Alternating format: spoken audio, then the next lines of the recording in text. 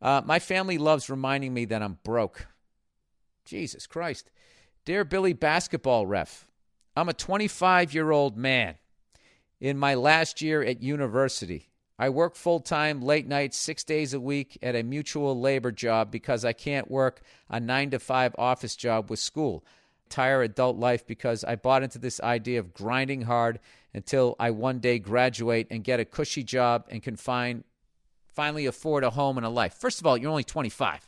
You're talking like you're 55. My family only checks in on me once in a while to remind me that I'm poor. My sister just texted me to show off her new gold-plated, diamond-encrusted, shiny white Land Rover from the future that she got for her birthday and from her husband because the Audi SUV wasn't enough and it was starting to get old. That was in quotes. I drive a clapped-out Jetta. I don't know what clapped out means, but with this description, that means you're driving a shitbox. With busted headlights and a cracked bumper because I can't afford to fix it. My big birthday gift is 2 tickets I bought myself to go see some stand-up with a friend. My sister didn't even go to college. She just married a guy with money, and I feel like she has no idea how hard I work to just get by on my lower-class lifestyle. As you may know, rent is going crazy lately, and I was priced out of my one-bedroom apartment and forced to move into an old house on the outskirts of town with some work friends. My parents heard about my move, and rather than supporting my hard decision to relocate, all they wanted to tell me was how I chose a bad neighborhood, like I'm in some idiot.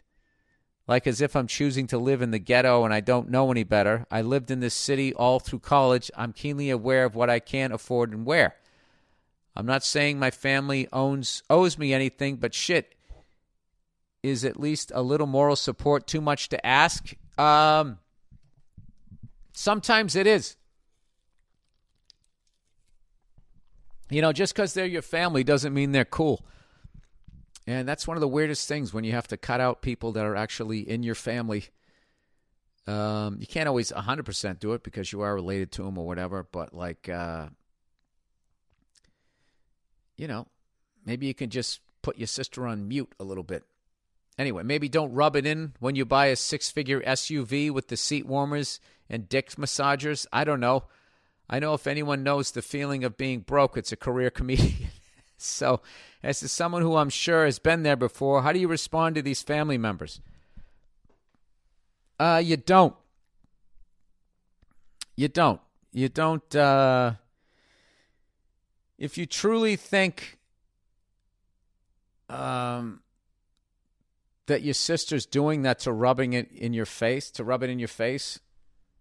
and she's not just clueless or whatever, then, you know, that's just something you have to, like, deal with. That's a really weird thing. When there's a sibling or a parent or something like that that is in your life that, you know the deal where if you're like, if you weren't related to me, I would have cut you out of my life 20 years ago. You know, that fucking situation. That's a tough thing to be in. Because everyone's like, oh, you got to hang in there because they're going to die someday and you're going to regret it. It's just like, what am I missing out on? What you really regret is that your sister isn't loving and caring or understanding. Or your parents are, but there's nothing you can do about it. Anyways, he says, how do I go home from my job at 2 a.m. and not feel like an absolute loser night after night, knowing no one else in my circle had to do any of this? Quote, act like you've been there before. Thanks for all the awesome free content and all the laughs. Hope you come to my state soon. Love the Red Rock special, by the way. Thank you. I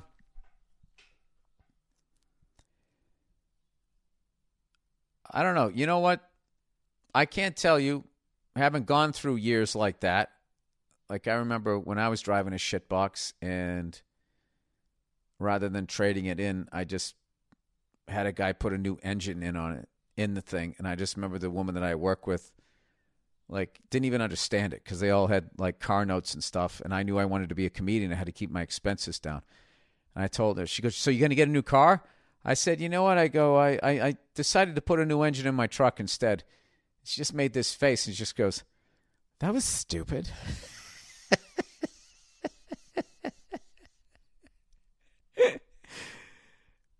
And I remember being annoyed, and then after, years later, thinking back, going like, it wasn't. It wasn't, because back then, I did this in like the 90s. I mean, and the guy even fucked me over. And it only cost me like a couple of grand, as opposed to buying a new car at the time, which even like a shit one was like 12 grand. So, I mean, it was a way smarter move. And then also what I liked was my truck was starting to rust out, so I had this new engine in it, so I could park it anywhere, and nobody fucking knew that I had this brand new fucking engine in it. So it was sort of a sleeper. So what I would do with your sister, oh, that's awesome. Congratulations on your Land Rover. And just stop expecting her to understand what it is that you're going through. And don't expect your parents. I would just go humor. You know, like when your parents are like, well, that's a bad neighborhood. And just be like, yeah, I know. I like living on the edge. That's how I am. You know, I'm a risk taker. And then I would just block them out, and I would just continue doing what it is that you're doing. So I think you do. It sounds like you need some sort of direction, because if your end result is you just want to get a cushy job where you're making money, I'm just speaking myself personally, that if I had a cushy job where I was making a bunch of fucking money that I didn't love, eventually I would be bored shitless. So I would try to find a job that you love where you can make enough money to live your life. And like, look, you know, I would be honest with you. I would just keep doing what you're doing. You don't need people like that in your life, in your day-to-day. They're family, so you have to tolerate them. And I would just concentrate on trying to find a person to share your life with that you truly love, and that isn't like those people. But maybe if you had time, talk to somebody too, so you don't repeat it, and marry somebody like your mom or your sister, if they're the way you're saying it they are, you know. I don't know. It's a lot of shit, buddy. It's a lot of stuff you're going through. I have empathy for you, but you're only 25 years old. I mean, when I was 25, I was still living at home with a fucking rusted out car with a new engine in it. Driving to the second to last exit on the Mass Pike for no money. I don't even think I had those gigs yet. I was doing open mics. I had 5 minutes of material. And I won this comedy competition called the WBCN Comedy Riot. I won the last year that they had it in 1993 at the old Stitches Comedy Club. And that's where I was at. And I still didn't get really any paid work until the next year in 94.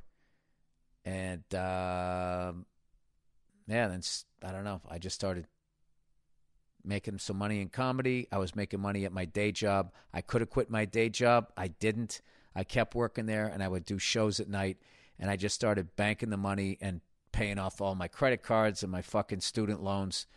So when I moved down to New York, I had like a nest egg or whatever, and ended up trying to change the fuel filter, and I got impatient, and I snapped it off, and I brought it over to this guy, and I told him what I did, and he wasn't really listening, and I actually had the fuel filter snapped off in the driver's seat, and one of his other mechanics went in to start it up, and gas went over the engine, had a giant fucking electrical fire. And then I remember he fucking yelled at me, and I'm like, dude, I told you what happened. And he's like, I'm so fucking sick of you guys trying to do the job, and you fuck it up, and then you bring it down, admit all this type of shit. And I went down there. I remember he tried to say there was no charge, and I said, no, I'm going to pay for it. And he gave me that sly look, because my dad told me, he said, make sure you pay for it so there's a record that you were down there. He doesn't want you to pay for it. And I never fucking, I never charged him, and I didn't have the money to get the electrical fixed, and I kept fucking driving the car, and one day it burned down. That's basically what happened.